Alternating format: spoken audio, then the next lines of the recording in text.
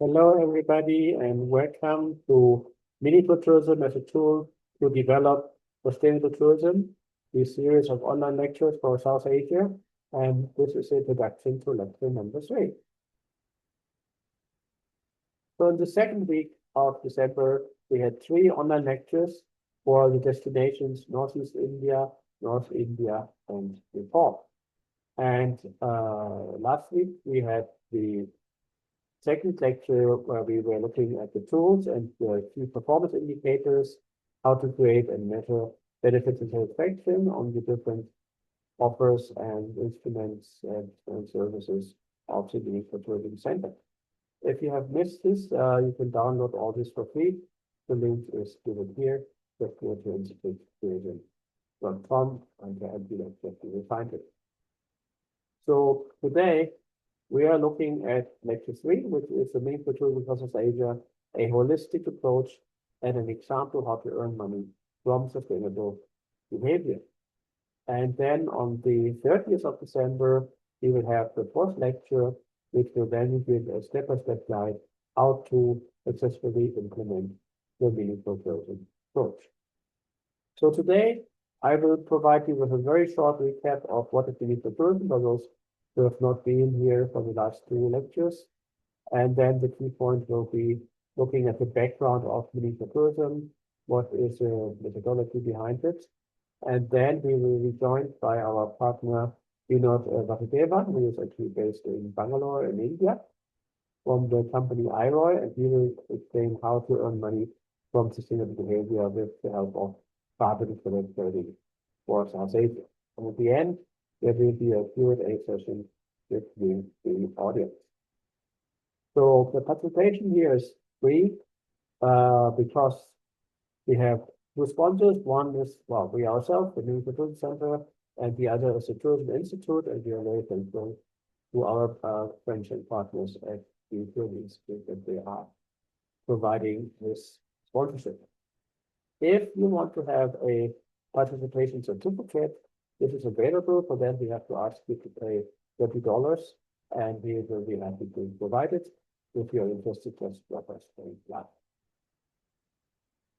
Also, as a special bonus, all participants of the Meaningful Tourism online lectures of Asia will receive automatically free access to the Meaningful Tourism Weekly.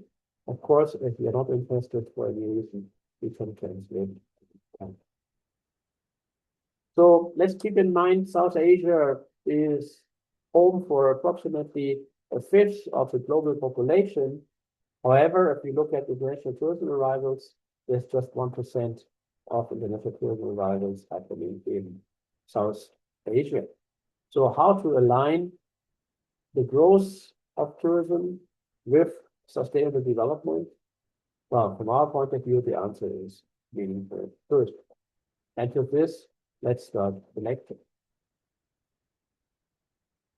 So let us start the lecture 3, Meaningful Tourism, a holistic approach, and an example how to earn money from sustainable behavior.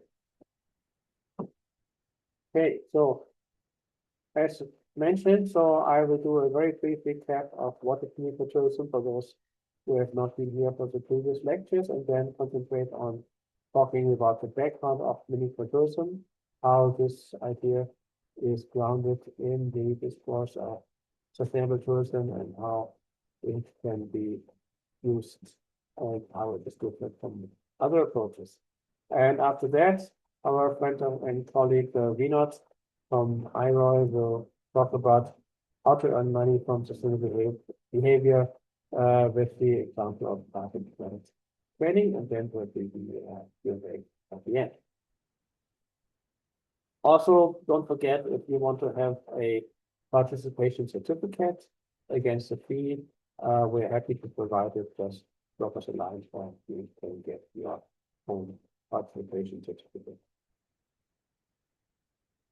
Briefly, what is the Meaningful Tourism Center? So we are a non-profit organization based in London with a headquarters in Kathmandu. So I'm speaking from Kathmandu, Nepal to you, and we're very proud to have partners and trainers around the world. So we provide all kinds of services connected to meaningful tourism.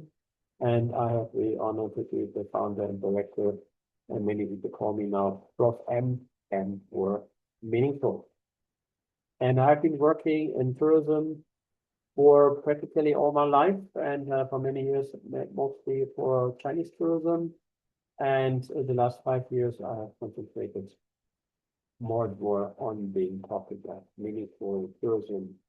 And last year, I moved to Kathmandu and live now here in Nepal.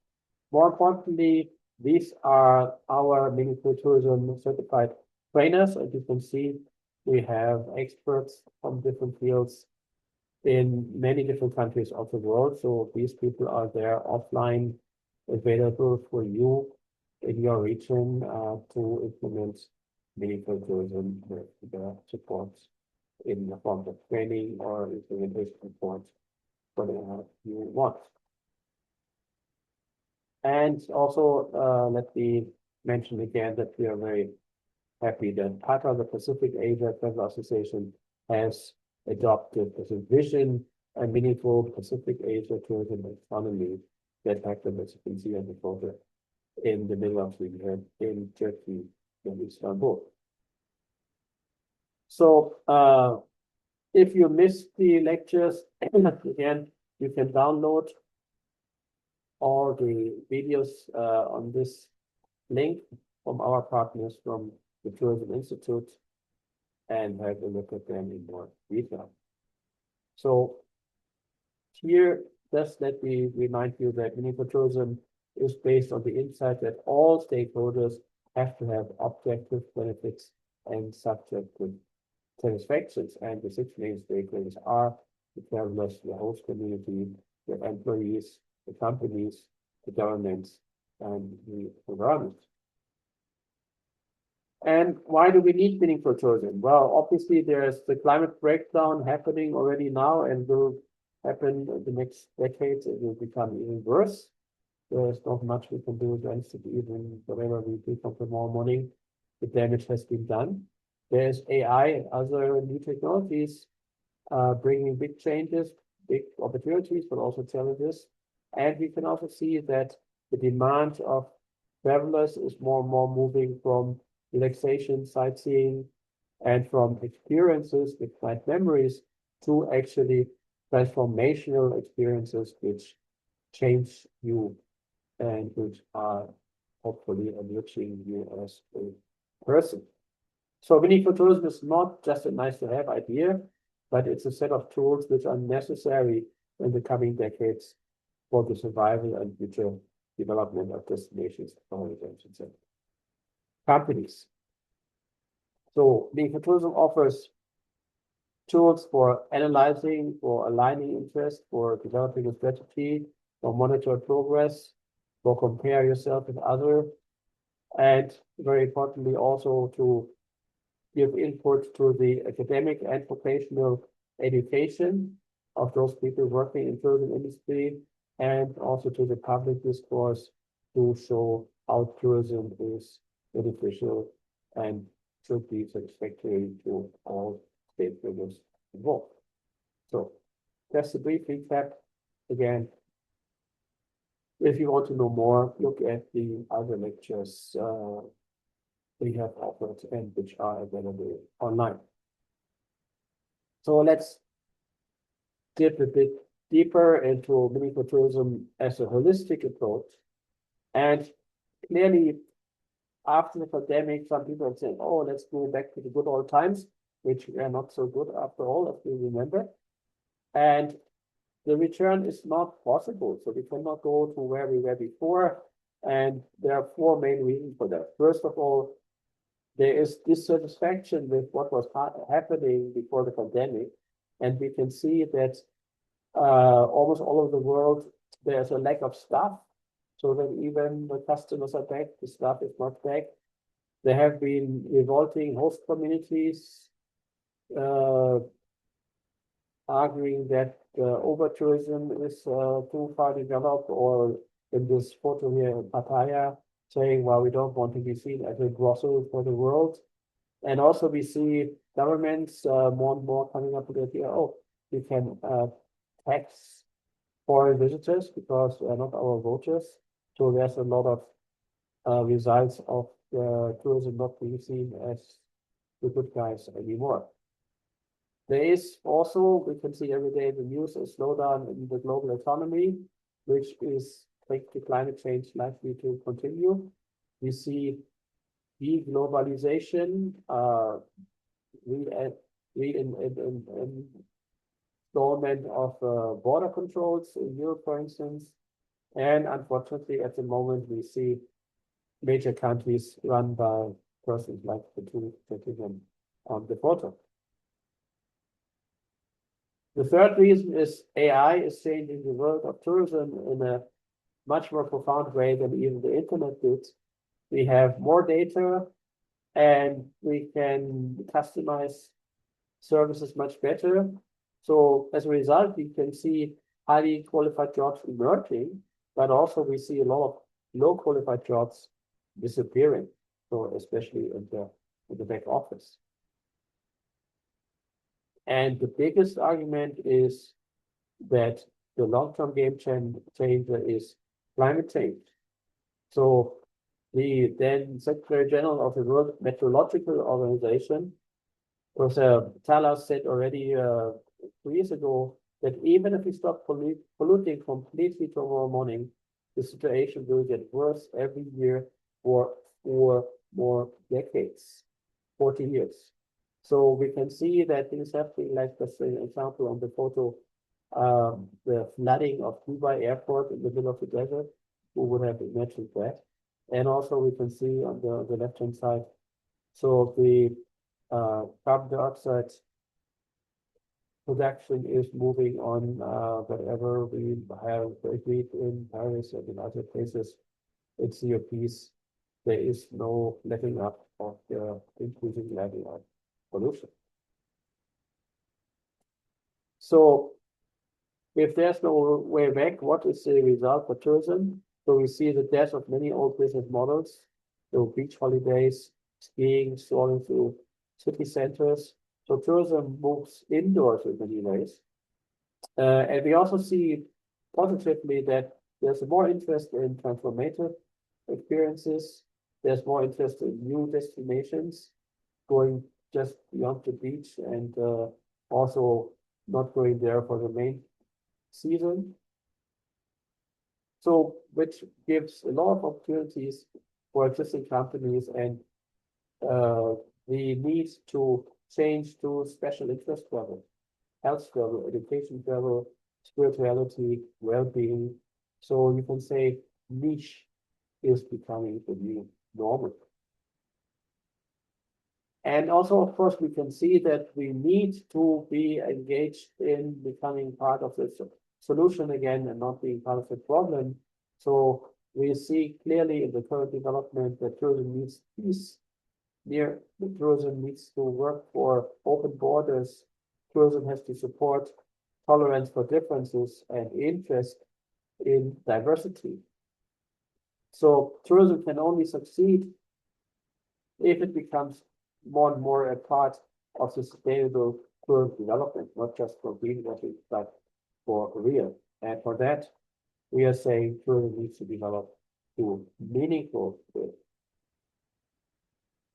because we are offering a holistic approach, which is what is needed.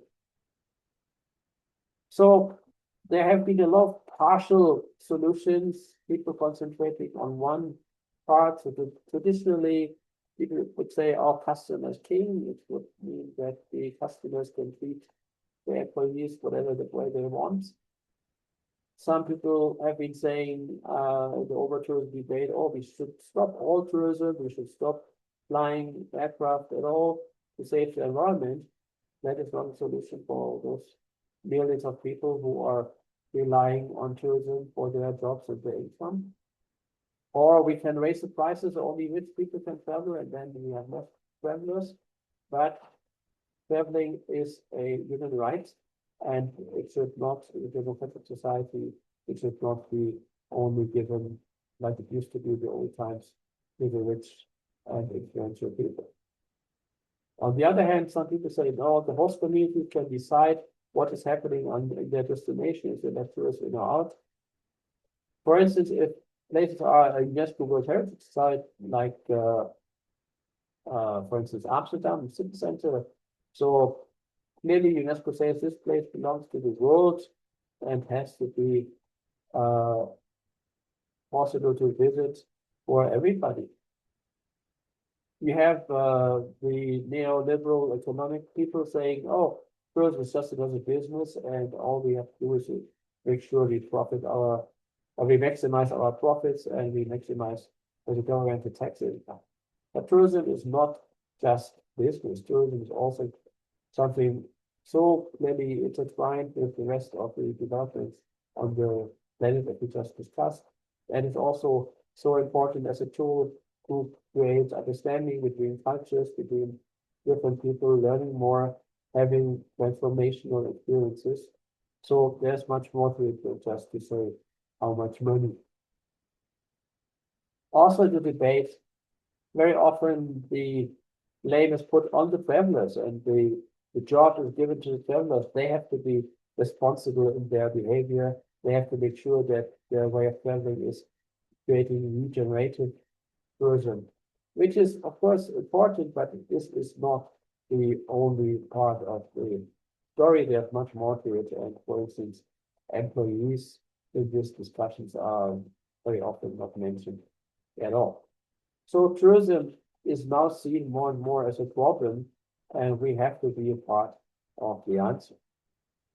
And talking about partial solutions, so a few more mentioning here, who asked foreign visitors that they have to pay like 10 times the entrance fee for attractions compared to local people, or that we have very high user fees, is not a solution. It's like the idea that AI needs a lot of data center, which needs a lot of power. So we should not have more renewable energy for that, but we should build nuclear power plants. And everybody knows we have no idea what to do with all the waste which is produced and which will be dangerous for hundreds of thousands of years. And a very good example are electric vehicles, which are a very nice way to stop polluting the cities if the energy they're using is renewable energy. But still, that will not change that the cities are all built around these metal boxes, which are actually standing around for 22 hours and are moving only for 2 hours. So again, we need a more holistic solution, much better than just electric vehicles. And we see some places say, oh, we ban Airbnb, we ban Uber, we ban cheap hotels, so that only people can pay for regular hotels and pay for regular taxis or rental car welcome. But for many parts of the tourism industry, like a souvenir shop, for instance, or a small cafe, so they don't care where people stay and how they are transported. They want to have the more visitors, the better. So that's also not a solution for everybody. And but as a university professor, also to say, it's very funny for me to see that now many universities try to forbid students from using AI apps, which of course are very helpful if you're a student. But I remember that there was a time when in school and universities, people tried to stop people and students from using pocket calculators. So this is a uphill battle you can only lose. So what we need is a holistic approach, and the mini-cultural paradigm is such a holistic approach. And so this has been going on, of course, for a long time. So when we talked about tourism, so even in the 1970s already, there had been some thinkers who were talking about the ecological concerns arising from, well, the global economy development, but it's also from tourism already at the time. In 1987, we had famously the Brundtland report, which established the concept of sustainable development. So this is now almost 40 years ago. And in tourism, the 1990s, the WTO United Nations World Tourism Organization adopted a three-pillar model, only looking at economic, environmental, and socio-cultural questions, whereas originally the concept of sustainable development also had and sustainable tourism also involved the visitor satisfaction and equity. In 2011, my good friend Howard Goodwin developed the idea of responsible tourism. So with a call on all actors to take more responsibility, which is a very good approach, which I fully support. However, as we all know, not everybody is a person happy to take over responsibility. And again, this is true for companies and government, but it's also true for holiday makers as well. So post-pandemic, meaningful tourism was developed during the pandemic and refined and discussed with many colleagues and with our partners as a holistic, positive paradigm incorporating all 5 original dimensions of sustainability. So economic, environmental, social culture, satisfaction, equity, and adding other employees as an important stakeholder to the concept. So meaningful tourism is grounded in positive psychology. So it is not about zero-sum trade-offs. It's about aligning interest through achievable annual or real-time measured smart KPIs. And again, we have been talking about KPIs in the previous lectures. Please refer to that. So by shifting focus from the restrictions to mutual flourishing, we can provide a practical, positive, and holistic framework for sustainable tourism. So what is positive psychology? Very briefly, this is the idea to go from treating problems to fostering well-being in the first place. So positive psychology is focusing on the thriving and flourishing of humans and looking at the factors contributing to success and happiness and the study of virtues and strengths rather than just dealing with your challenges and your weaknesses. And it was pioneered by authors like Seligman and this other gentleman, I don't dare to pronounce the name, who gave us already the idea of flow in tourism before. So this approach had academic spin-offs which are relevant for us. Positive tourism, where these ideas were directly to the tourism experiences applied, and talking about the enhancement of well-being, which is much more than just wellness. So well-being is about your brain as much as your heart and also your soul. And also there was another spin-off, positive sustainability. So where also the question of well-being, of human flourishing is put into the idea in a much bigger way of sustainability. So that creates a fundamental shift in mindset. So from the traditional approach of what to reduce, what to give up, what to forego, what to feel ashamed about, to what forms of tourism can ensure benefits for everybody, and how can we create satisfaction for all stakeholders. So that means when we talk about forms of tourism, that we have an all-inclusive resort, which is off limits to the locals and where all the food stuff is and all the beverages are and all the artists performing there and the management are all sourced outside the country, and most of the money flows out of the country at the end, and the local people can only get a job as a cleaning woman or waiter. This is obviously not giving benefits to all involved. So the maker tourism approach is focusing on the positive outcomes and on value creation for everybody involved. Another pillar the meaningful tourism approach is resting on is Joseph Schumpeter's idea of creative destruction, which is very old already. He termed this in 1942 in a short chapter of his major book. The chapter is called The Process of Creative Destruction.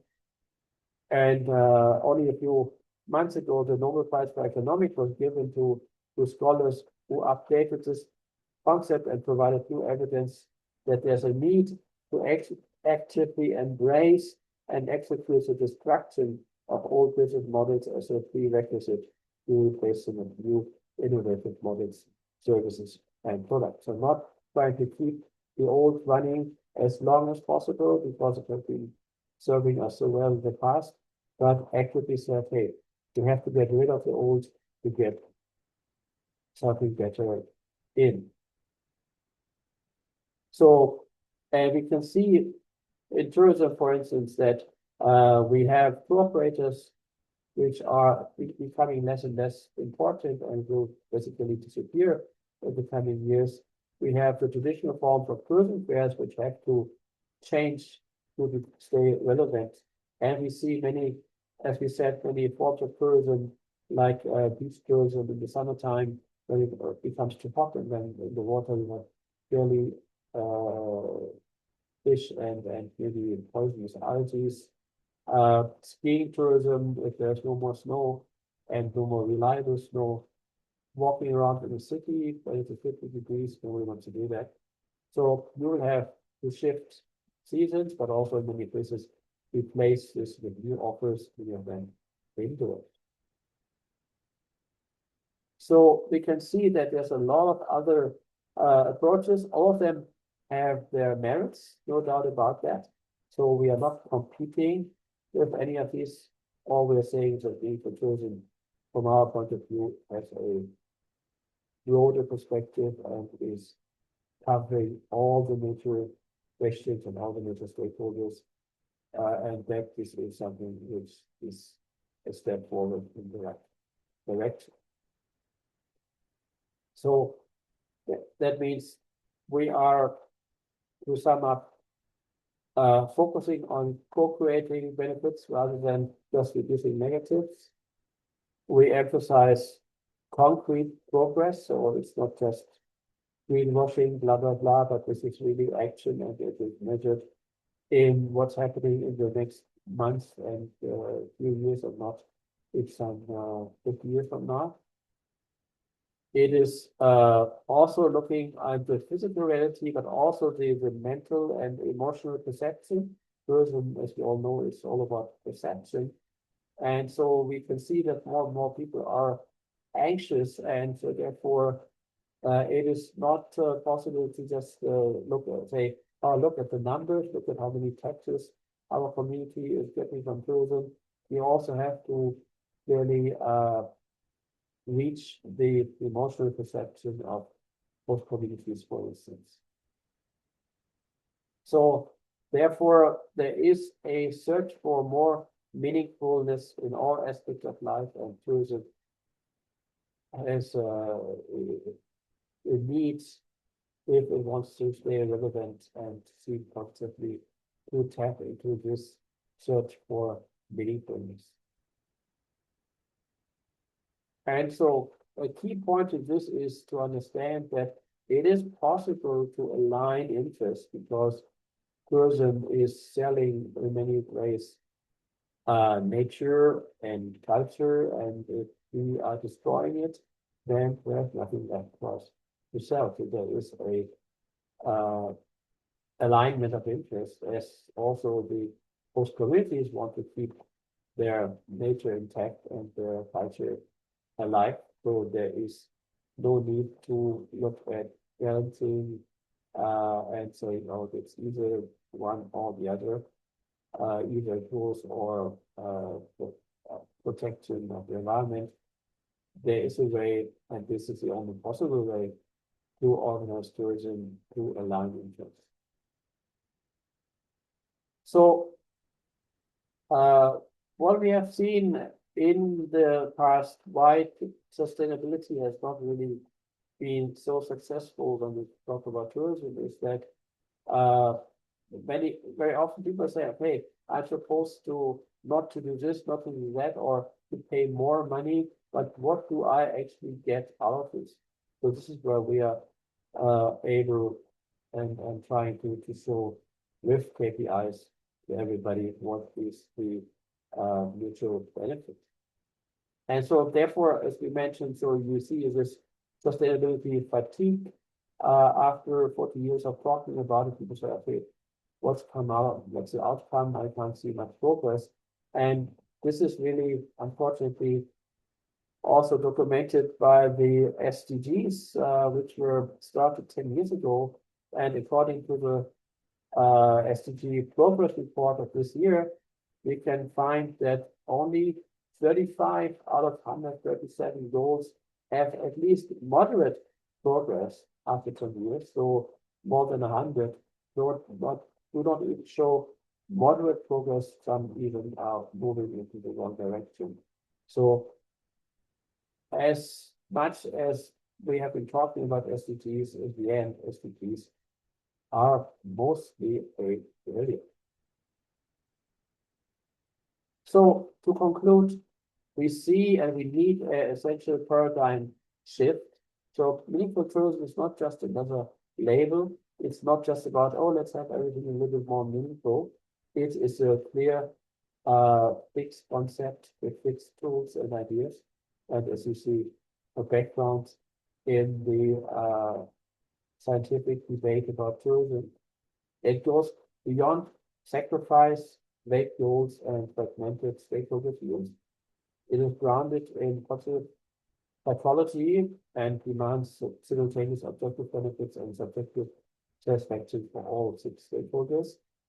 Its core strength is the measurable positive outcomes via smart KPIs, which hopefully provide a real alternative to the sustainability fatigue. And it offers an actionable framework needed to build a tourism industry that is resilient, equitable, and a genuine force for good in the face of all the unprecedented global challenges we are all having to deal with. So this is the end of the introduction from my side, and thank you very much.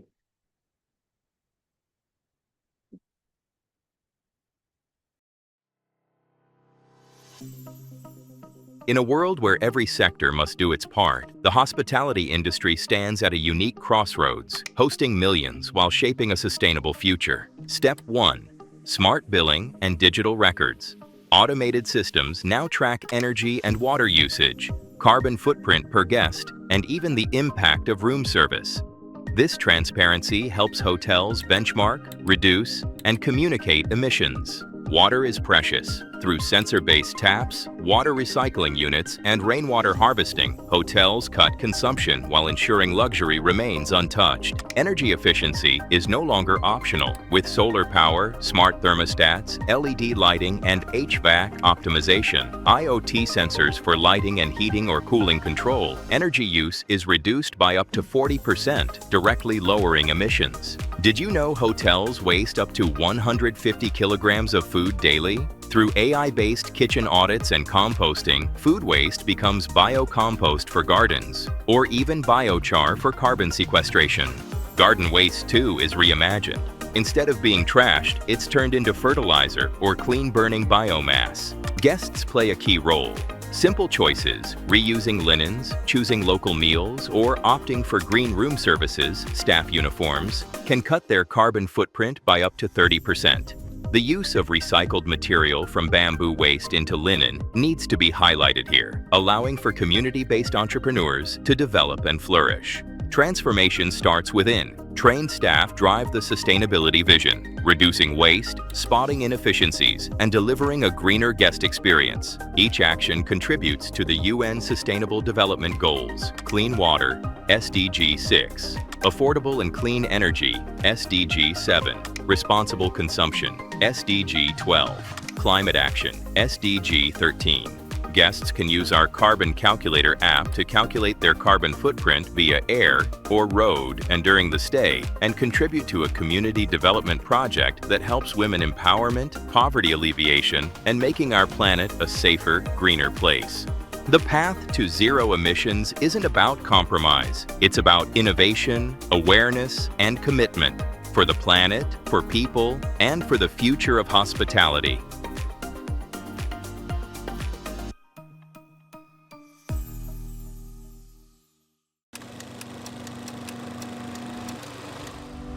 Businesses want to go green, but most don't know where to start. And the ones who try? They get lost in complex ESG frameworks and greenwashing risks. At AIROI, we turn climate goals into measurable impact, using AI to track emissions, generate real carbon biochar and plastic credits, and support nature-based solutions.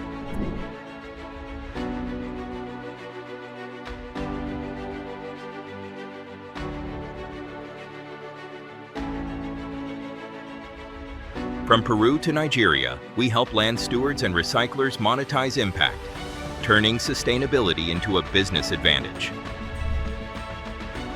AIROI, where AI meets ESG. Let's build a regenerative future together.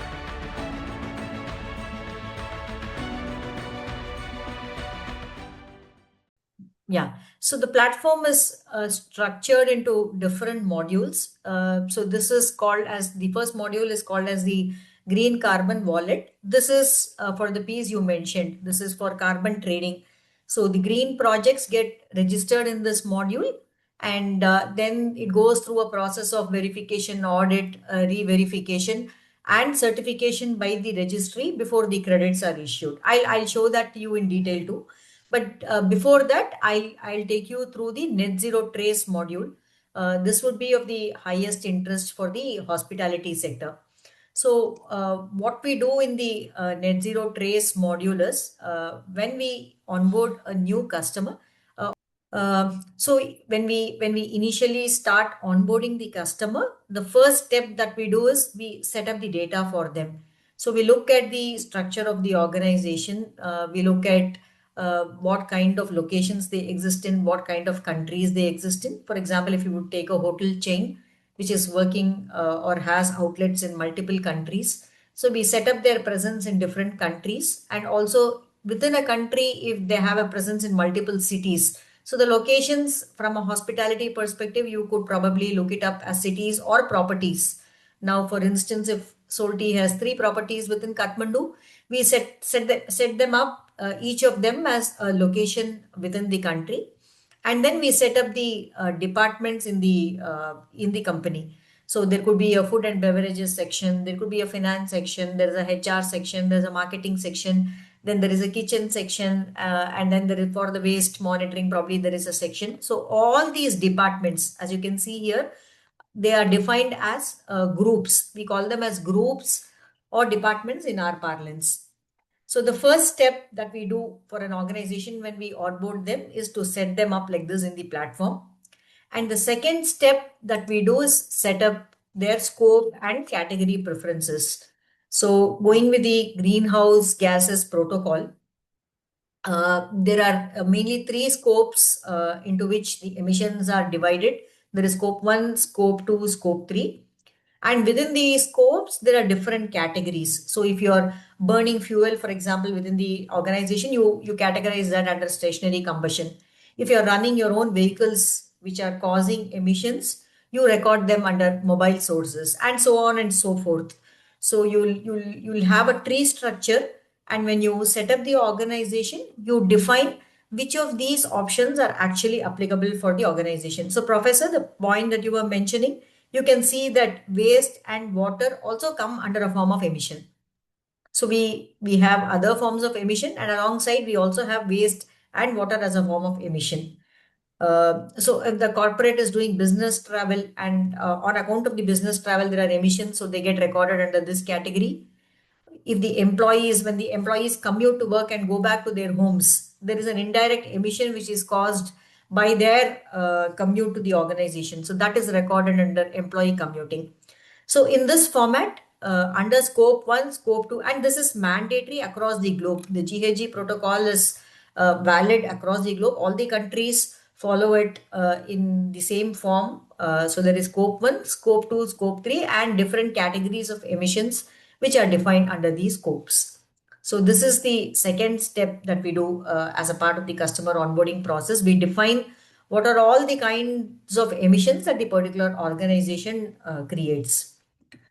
So once this is done, we go to the process of setup of users. So depending on what accesses and what rights people have, Professor, you were mentioning, right? Like the receptionist has a certain set of rights. So the F&B manager has a different set of rights, while the GM of the organization will probably be able to want to see a holistic view of what happens within the hotel chain. So all this is done in the user setup process. We have 4 roles within the system. We have an analyst, we have an approver, we have a report user. So in the same format, different users and user accesses are created in the platform. This is the first step that we do. We create the company, we create what kind of scopes and emissions are applicable for them, and then we create the users for that organization. Once we cross this step, we train them on the platform. We create these users. We explain to them how the platform needs to be used. And then we get on to the step of data capture. So capture is the actual use of the platform. So the capture feature is opened out to the users within the organization. Now, like in the instance of Solti, the F&B, there are different SPOCs from different departments. And each of those SPOCs have a user ID created. They log in with their user ID and they access the platform. They access the platform and they start recording the data. So for instance, if you have multiple outlets of the same hotel chain, you set them up as multiple locations. So you choose for which location you are actually entering the data and for which month you're entering the data. And then you capture the data under each of these categories. For instance, if it is stationary combustion, it represents the fuel which is burnt within the organization. For example, in kitchen, there is LPG gas which is burnt, or there is charcoal which is burnt. So all these details are captured within the screens. So if you look at it, it'll kind of take the details of all emissions for that particular category. So what kind of fuel is combusted? Is diesel being burnt? Is kerosene being burnt? Is coal being burnt? So you capture this, and then you capture what state, which means basically whether it is a solid, liquid, or a fuel state of the fuel that is burnt, and how much quantity is combusted. So based on this, how much is burnt? Based on this, there are emission factors which are inbuilt in an engine in this platform. So there is a backend engine which runs, which captures the emission factors for various kinds of categories, various kinds of fuels, various kinds of countries. So the emission factors again vary from region to region. For example, in Nepal, say the emission factor is different. In US, the same emission factor could be different for the same kind of fuel that is being burnt. So these are governed by the relevant federal standards. So these emission factors are also set in the platform. And when these pieces of data are entered by the concerned users, system automatically calculates the emissions that are generated. So for instance, by burning fuel, what is the carbon dioxide emission that I have caused? By wasting food, what is the methane emission that I have actually caused in the environment? So all these data are automatically calculated by the platform, and then you can look them up in the analytics screen. So at a very high level, this is what happens in the platform. You define the company, you choose what are the sources of emission that are applicable for the particular company.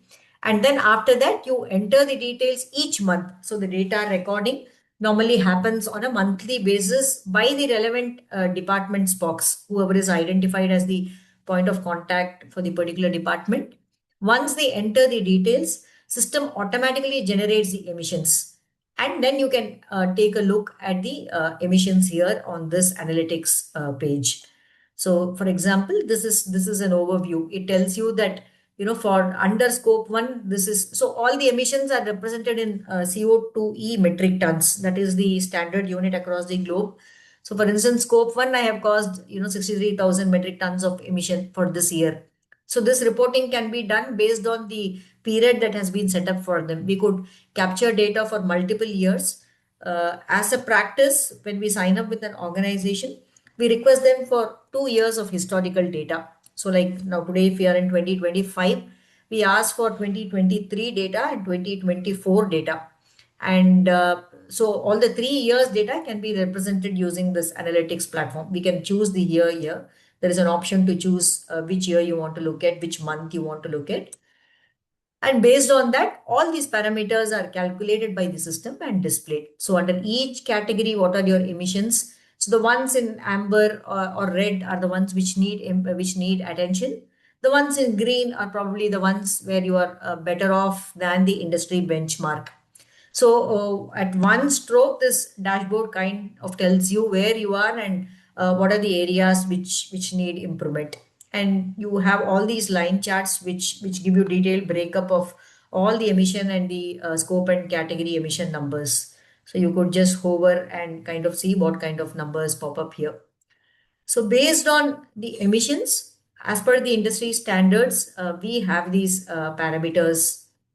We have these inputs auto calculated by the platform. So how much waste? So the prof, to answer the point you were asking, what is your waste intensity, which means the food waste that you generate by your revenue. So you have a number generated. You could compare this with other players in the same industry. You could compare yourself with another hotel chain and see if you are kind of generating more waste than a similar organization is generating in this space. Ditto for water. What is your water consumption? What is your water discharge? How much water is being reused and how much water is just getting thrown out back into the environment or into the ground. So based on this, we calculate the water intensity.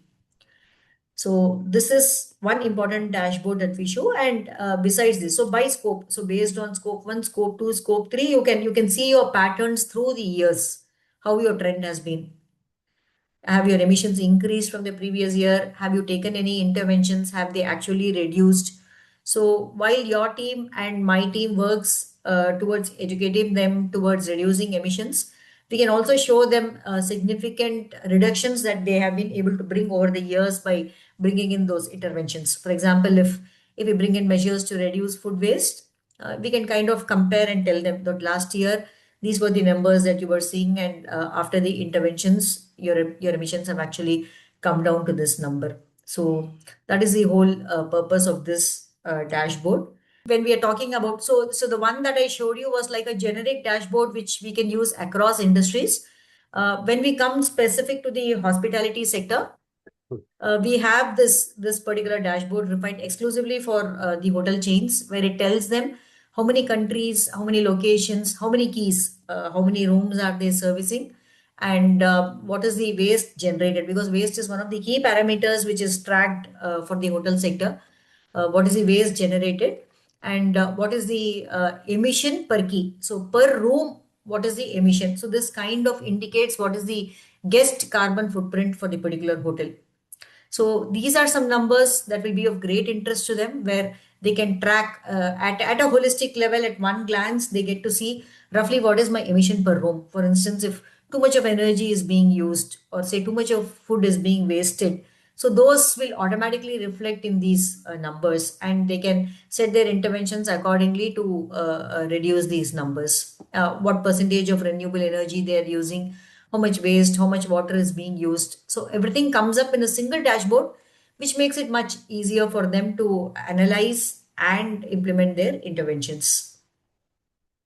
And there is also a sustainability reporting piece. So if they want to generate a sustainability report using the platform caters to multiple standards across the globe. So it could cater to GRI, it would cater to BRSR in India, it could cater to SASB, which is another broadly used reporting framework across the globe, ESRS.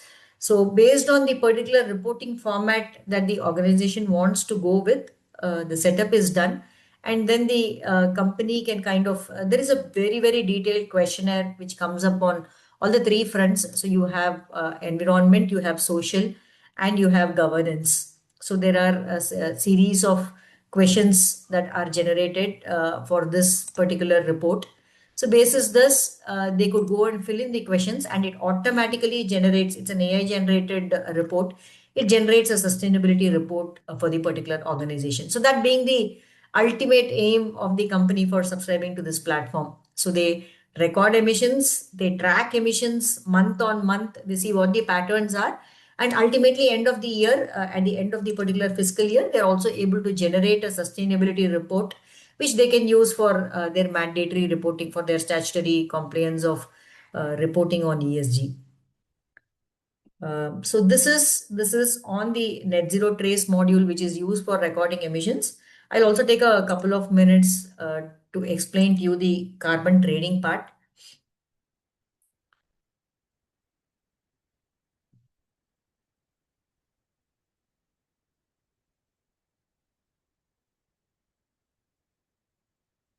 So if we are the project developers, so for instance, if a hotel chain is able to recycle and reuse its recycled water and is able to generate water credits, then the water credit is set up as a carbon trading project. As you can see here, there can be a hydro offset project, there could be a renewable energy. So if there are EV charging stations which are there in the hotel chain, and because of this, there is a reduction in the consumption of electricity, then those the EV charge portions can be claimed as credits. And in Nepal, for instance, they are taking up biochar, they are taking up generation of biochar for carbon sequestration. Then the biochar project can be set up as a green credit project. There can be a water project, there can be a plastic recycling project, there can be a biochar project, there can be an EV renewable energy project, or if you are using solar panels, for instance, to save on electricity, then that can be any kind of emission that you're able to bring down. Depending on the norms that are applicable in the particular country, you could be able to generate carbon credits. So in which case, these carbon credits are set up as separate projects and tracked through the life cycle. So for instance, here, if you look at it, if you look at, say, a plastic credit project, then it says that, this is the projected annual credits. Roughly, which country is this project based out of, and which SDG goals, UN SDG goals, does this project satisfy? What is the likely carbon credits that this project can generate, and how much is estimated in the current year? Which registry do we have to work with to generate these credits? And if you look at further details, where is this project based out of? For example, if you're doing a project for Solti, this will show up in Kathmandu. It will say that in this particular location, we have a water credit project, and it will give you the different states of the project. So we start with listing a project for generating a carbon credit. Then it goes through a process of document preparation, document verification, validation by the registry, registering of the product. So this entire cycle takes about 6 to 8 months, professor, on an average, to run from start to finish. Once the registry is convinced that this is a genuine project and it is entitled or eligible for credits, then the credits are issued. And once the credits are issued, they come back into a platform and are blockchain enabled. So a blockchain enabled credit is auto generated, and these credits can then be traded through a carbon credit exchange. You could go sell these credits and make money. So the question that you were asking, so these credits are recurring in nature. Every year credits get generated by nature of its, by virtue of its business. And each year the credits can be generated and sold in the carbon credit market based on the vintage year.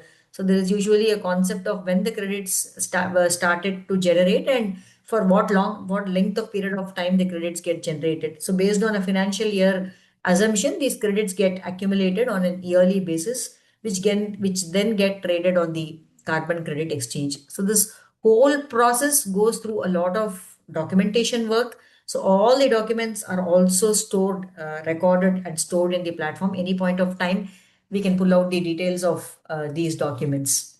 So this is how the carbon credit trading works in the platform.